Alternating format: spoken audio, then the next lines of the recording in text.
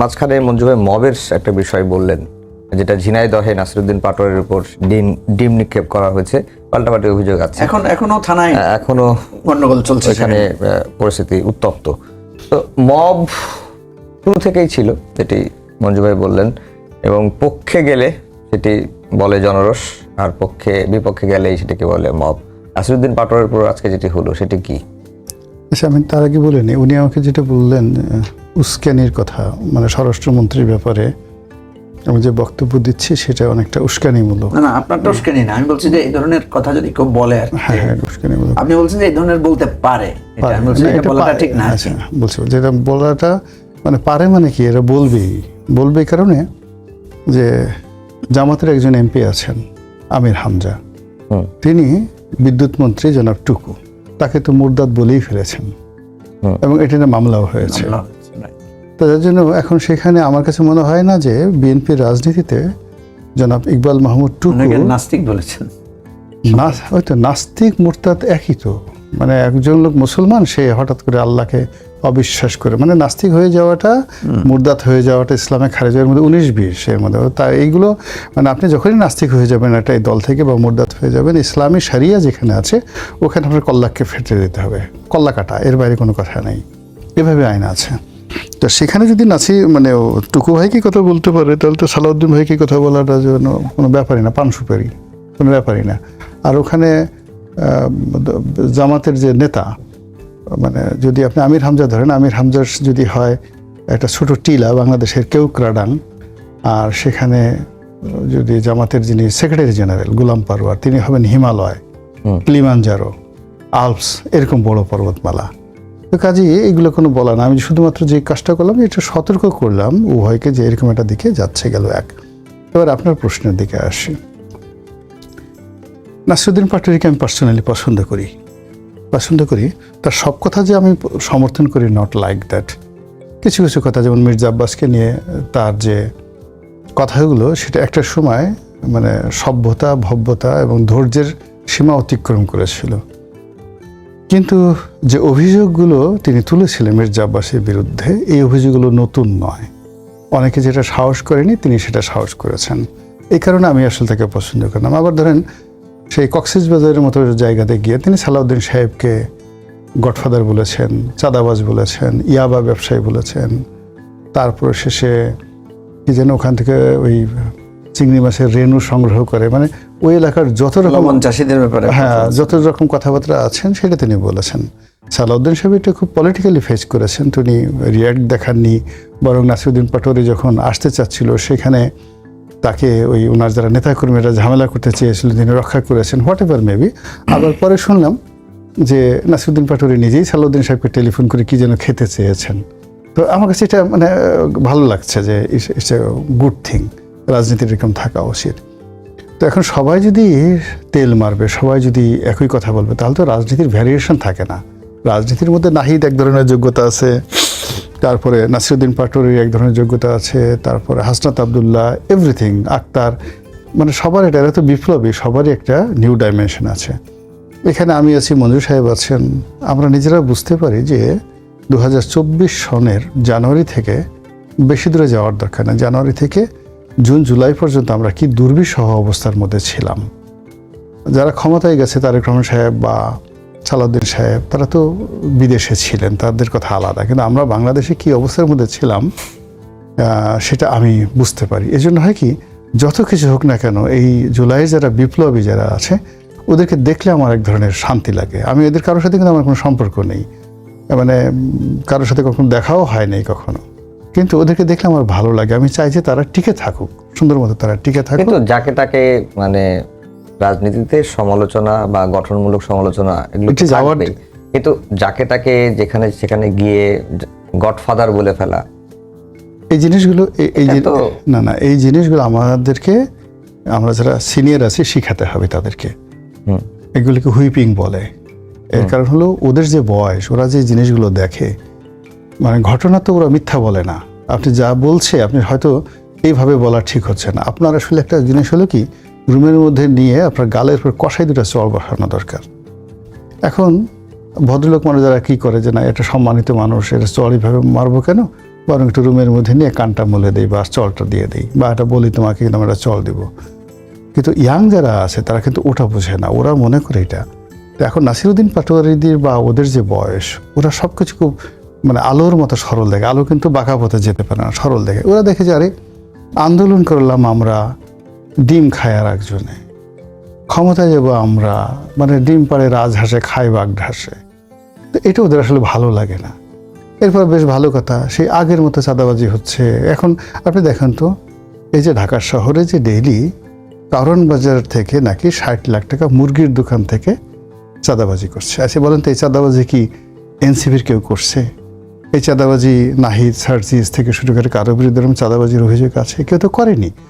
ফলে তারা এরকম দুই একজন চাঁদাবাজিকে যদি গডফাদার বলে, গালাগালি বলে, এটা তো আসলে আমাদের সমর্থন দেওয়া উচিত বা আমাদের শিখিয়ে দেওয়া উচিত যে বাবারা তুমি ওইভাবে না, তোমরা 10-12 জন মিলে ওই লোকের বাসায় যাও, বাসায় গিয়ে তার বউ বাচ্চার সামনে তাকে সুন্দর করে বলো যে ভাই গো, আপনার এই যে মানে আপনার হাজব্যান্ড এই অকাম কুকাম করে আপনার যা খাওয়া আছে হারাম, এগুলো সব আপনাকে জাহান্নামের আগুনে জ্বলবে।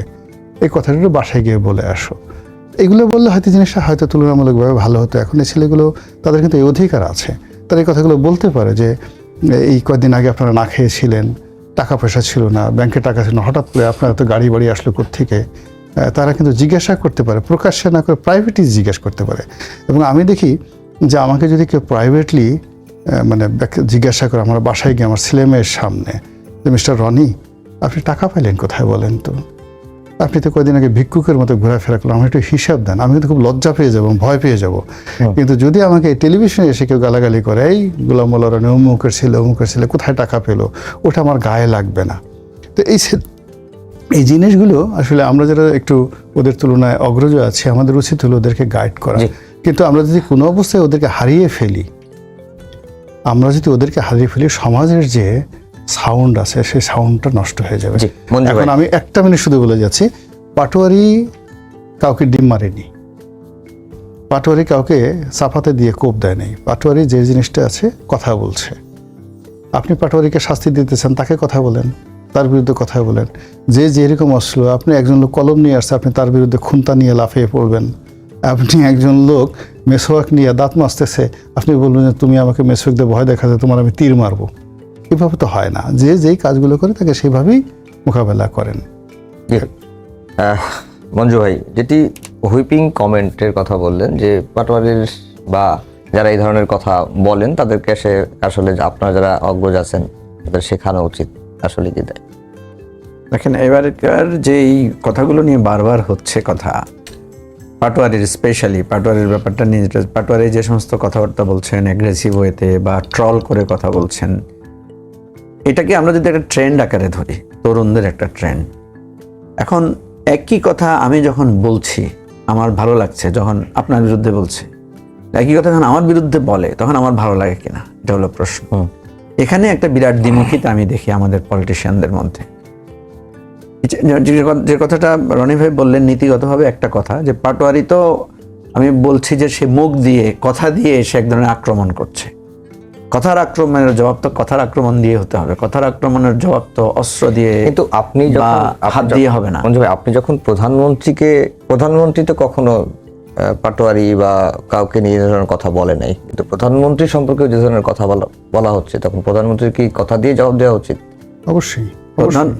প্রধানমন্ত্রী আমি বলি এটা, এখানে প্রধানমন্ত্রী আমাদের মতো মানুষ, আমরা তাকে ভোট দিয়ে বানিয়েছি, he is not a Superman.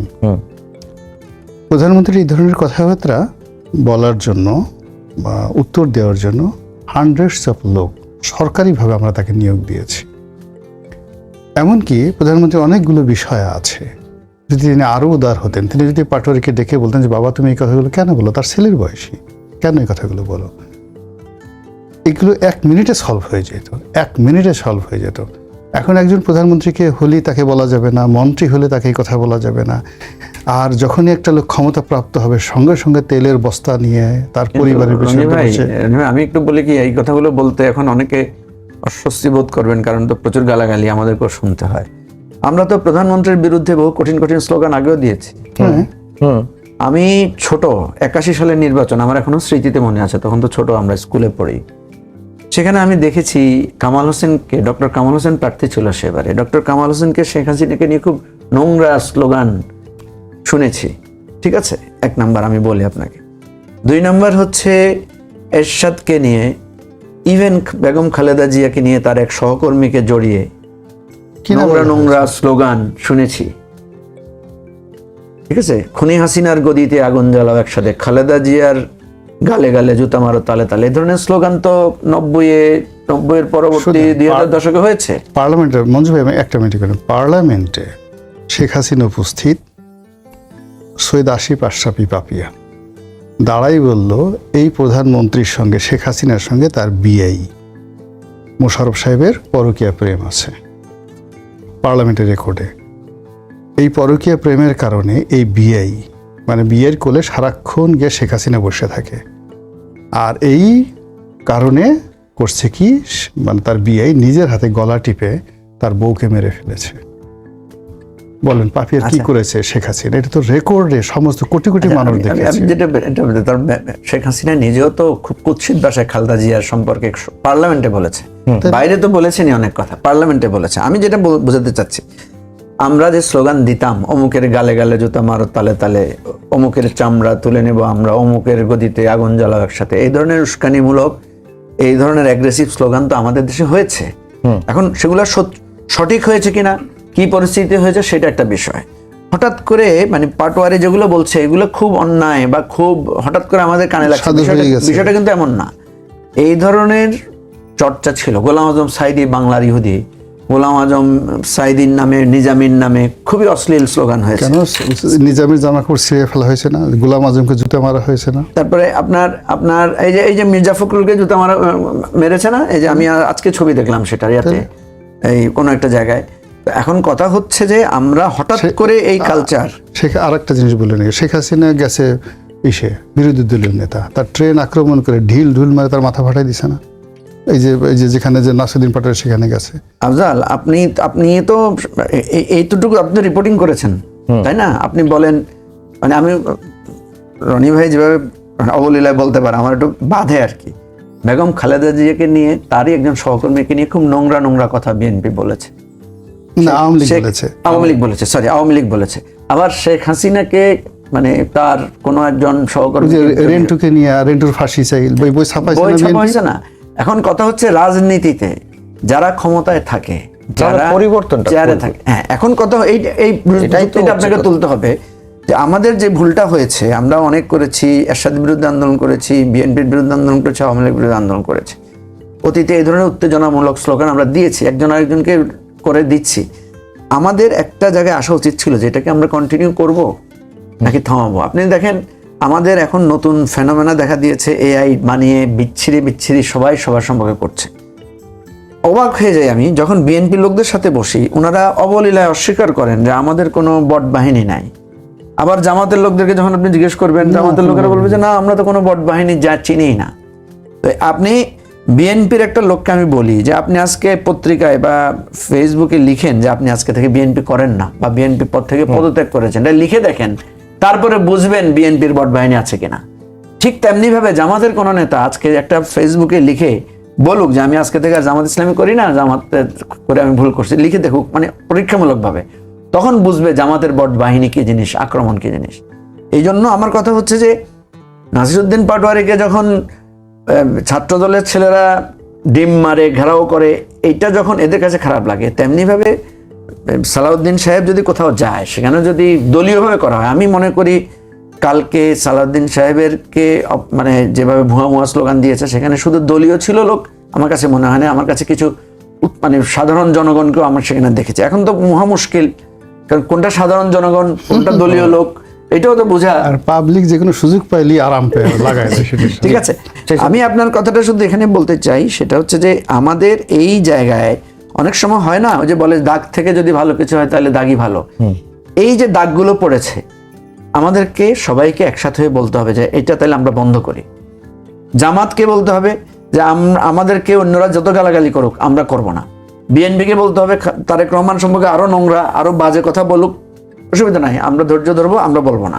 এইরকম একটা মানে বাইলেটারাল এগ্রিমেন্টে সেলফ একটা মানে এটাকে কি বলে, মানে মানসিকভাবে প্রস্তুতি না নিলে এটা থামানো যাবে না। জি রনি ভাই, আমরা শেষের দিকে চলে এসেছি, 2 মিনিট সময় আছে। যে বট বাহিনী তো ধরেন বিএনপিরও আছে, জামায়াতেরও আছে, অন্য দলগুলো থাকতে পারে, তো বট বাহিনী সবার আছে, এটাই পরিষ্কার, কিন্তু বাহিনীর সংখ্যা কার কত?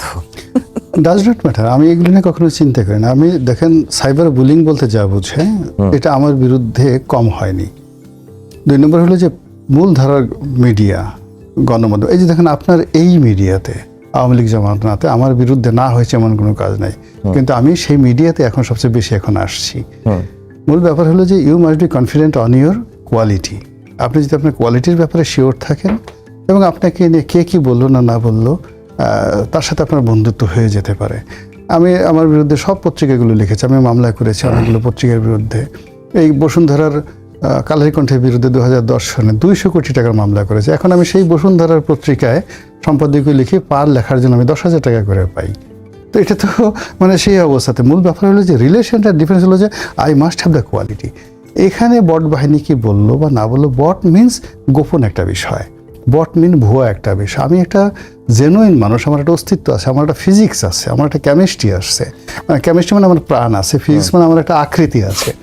তো সেখানে যার কোনো আকার নাই, আকৃতি নাই, যাকে দেখা যায় না, তার ভয়ে আমি তটস্থ হয়ে চিত হয়ে পড়ে থাকবো, এটা আমি মনে করি আমার দুর্বলতা। বট বাহিনীকে লেট দেম ওয়ার্ক, তারা নতুন একটা আবিষ্কার, তারা তাদের মতো কাজ করুক। আর তারেক রহমান সাহেব বলেন, বিরোধী দলের শফিকুর রহমান সাহেব বলেন, তারাও তাদের কাজ করুক। সময়ে দেখবেন যে ভালো করবে সেই বিজয়ী হবে। এটি হলো দুনিয়ার নিয়ম। জি, বট বাহিনীর মানে এটা তো প্রভাব তো পড়ে রাজনীতিতে, তাই না? হ্যাঁ, প্রভাব পড়ে। ধরেন একটা সময় বট বাহিনী বা এই যে গোপন জায়গাটা কেন শুরু হয়েছিল, শেখ হাসিনা যখন আমি আপনার বিরুদ্ধে কিছু যখন প্রকাশ্যে বলতে পারছি না, তখনই দেখবেন আমি একটা গোপন ছদ্মনাম বা বাইরে থেকে একটা বট আইডি তৈরি করে আমি সেটা করছি। এটা আওয়ামী লীগ আমলে, শেখ হাসিনার আমলে প্রাসঙ্গিক ছিল হয়তোবা, কিন্তু এখন এই জায়গাটায় আমাদের আসতে হবে যে আমরা যেহেতু এখন প্রকাশ্যে সমালোচনা করতে পারছি। যেমন আপনি কালকে স্বরাষ্ট্রমন্ত্রীকে, আইনমন্ত্রীকে বা স্বয়ং প্রধানমন্ত্রীকে ভুয়া ভুয়া বলার এই যে রেওয়াজটাকে, এটাকে আপনি কিন্তু পজিটিভলিও দেখতে পারেন যে গণতান্ত্রিক জায়গাটা এতটুকুতে আসছে যে মানুষ সাহস করে প্রধানমন্ত্রীকে সামনাসামনি ভুয়া বলতে পারছে। এবং প্রধানমন্ত্রী এটা নিয়ে কোনো, আমি দেখি নাই যে প্রধানমন্ত্রী এটা নিয়ে কোনো অস্বস্তি রিয়াকশন দিয়েছেন কিনা। এটাকে একদৃষ্টিতে আপনি সেটাও বলতে পারেন। আরেকটা জিনিস আমি সবসময় বলি, যেটা উনি একটু করে বলেছেন যে নাসিরউদ্দিন পাটোয়ারি, বা আপনি বলেছেন নাসিরউদ্দিন পাটোয়ারিকে এটা মনে রাখতে হবে, তুমি যেমন আরেকজনকে জি চাঁদাবাজ বলতেছো, তোমাকে কিন্তু ওই যে ডারবি নাসির বা বাজে নামে বলতেছে। সুতরাং এটাও খেয়াল রাখতে।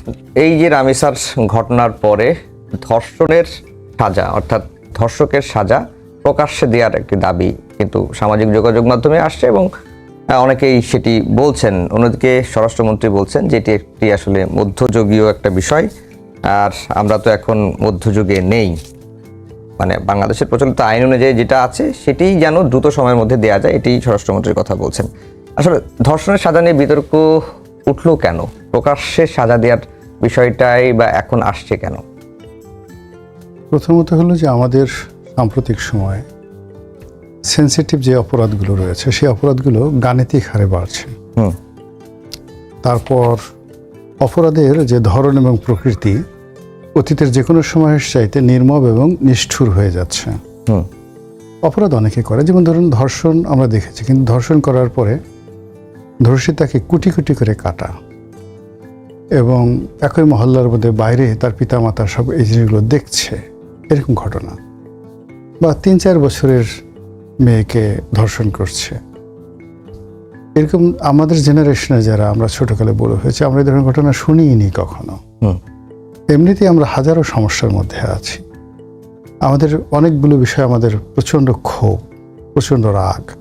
এই যে বিদ্যুতের দাম বেড়ে যাচ্ছে, তো যাদের নিম্ন আয়ের মানুষ, ইভেন মধ্যম আয়ের যারা মানুষ, তারা কিন্তু এটা নিয়ে বেশ চিন্তিত।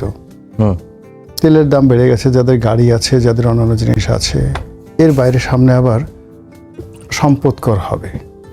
এখন সম্পদকর হবে এই কথাগুলো কি, ধরেন আপনি ঢাকা শহরে থাকেন, গ্রামে আপনার দাদা বাবার 10 বিঘা জমি আছে, আপনি জানেনও না, এইগুলো ভিটে মাটি বিভিন্ন জায়গাতে, ওগুলো থেকে আপনার একটা পয়সা আসে না, কিন্তু আপনি সীমিত ইনকাম করেন, একটা টেলিভিশনে চাকরি করেন, কিন্তু এই যে 10 বিঘা জমি আছে যেটা আপনার কোনো কাজে আসছে না, আপনি বিক্রিও করতে পারছেন না, প্রোডাকশন আসছে না। এখন সম্পদকর অনুযায়ী আপনাকে যদি এটার উপর প্রতি বছর 20,000 টাকা, 30,000 টাকা বা 2 লাখ টাকা সম্পদকর দেয়া হয়, এই যন্ত্রণাটা কিন্তু আপনাকে প্রতিটা মুহূর্তে তাড়িত করছে।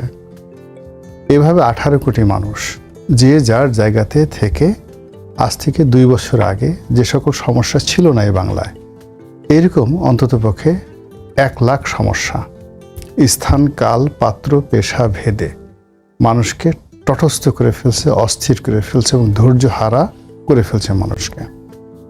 ফলে কি হলো যে ধর্ষণ সবসময় ছিল, চুরি ডাকাতি সবসময় ছিল, কিন্তু এখন এই যে আমাদের যেহেতু আরো অনেক সমস্যা, এই জন্য আমরা আসলে আমাদের রাগ এবং ক্রোধ আমরা ঝাড়তে চাচ্ছি। যেমন ধরেন প্রধানমন্ত্রী, স্বরাষ্ট্রমন্ত্রী সেখানে গেলেন।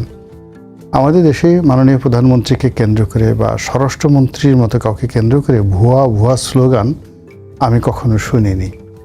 প্রথমত প্রধানমন্ত্রীর একটা বিরাট প্রোটোকল থাকে, তো আমাদের দেশে প্রধানমন্ত্রীকে গালাগালি করে অনেক দূর থেকে আকার ইঙ্গিতে, সরাসরি নাম বলে না, কিন্তু এইবার একেবারে সরাসরি মিয়ে পড়ে প্রধানমন্ত্রীকে খুব বাজে ভাষায় সবাই গালাগাল করলো।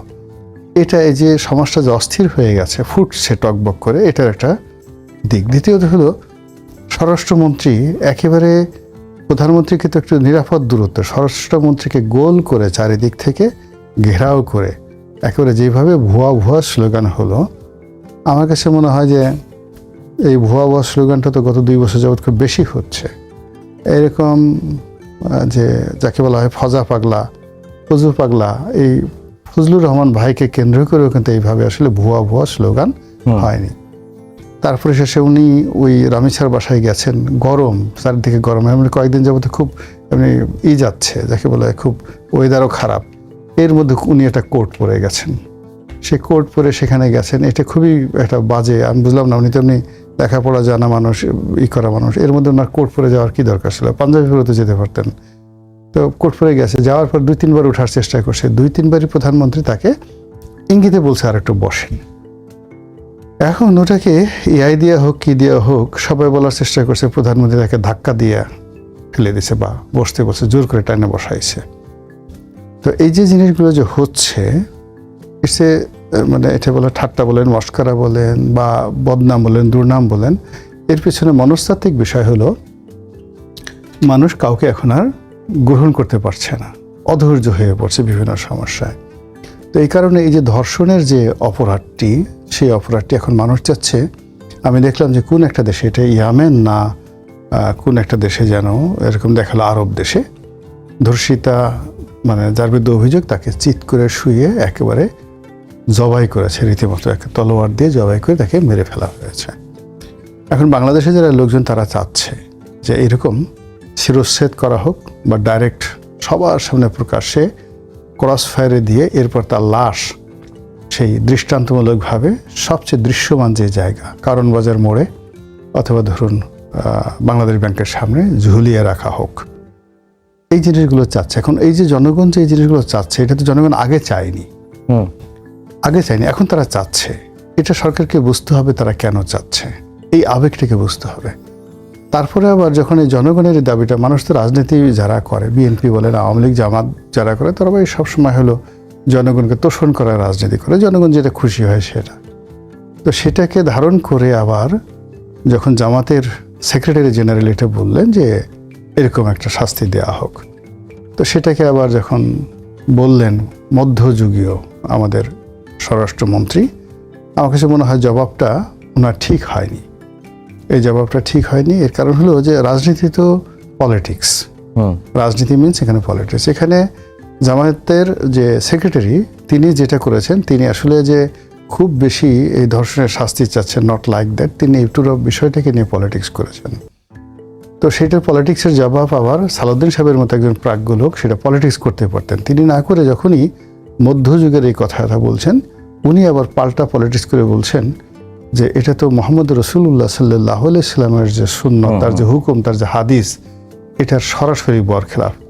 এখন উনি কি মুসলমান আছেন?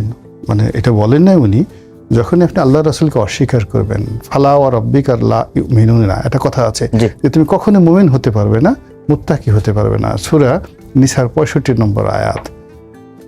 যখনই আল্লাহ রাসূলকে কি অস্বীকার করবে এবং তার কোনো সিদ্ধান্তকে আপনি অমান্য করবেন, সঙ্গে সঙ্গে আপনি খারিজ হয়ে যাবেন, কাফের হয়ে যাবেন, মুনাফিক হয়ে, মানে ইসলামই আপনি থাকতে পারবেন না। এই কথাটা আসলে উনি ওইভাবে বলেন। উনি যদি মানে আর একটু রাগ হয়ে বলেন যে সালাউদ্দিন সাহেব যে কথাটা বলেছেন এটা সরাসরি কোরআনের যে সূরা নিসা, সেই নিসার 65 নম্বর আয়াত, এবং এই আয়াতের শানে নজুল হলো একটা সালিশ আল্লাহ রসুল করেছেন। আল্লাহ রসুল সালিশটা করার পরে এখন যিনি ক্ষতিগ্রস্ত হয়েছেন তিনি সানি বিচার মানছেন। কাকে মানছেন? হযরত উমরকে।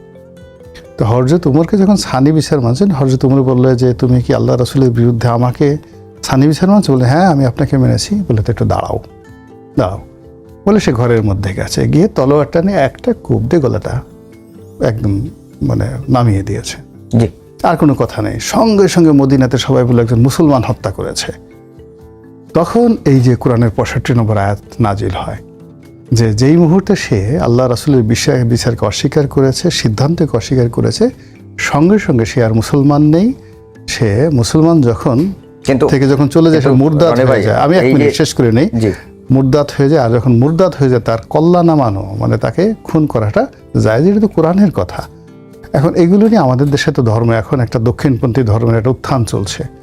ফলে সালাউদ্দিন সাহেবকে নিয়ে এই ধরনের কথাবার্তা যদি ইসলামপন্থীরা শুরু করে দেয় তাহলে আবার আমাদেরকে হয়তো এই টকশোতে এসে কি বলতে হবে আই ডোন্ট নো। জি।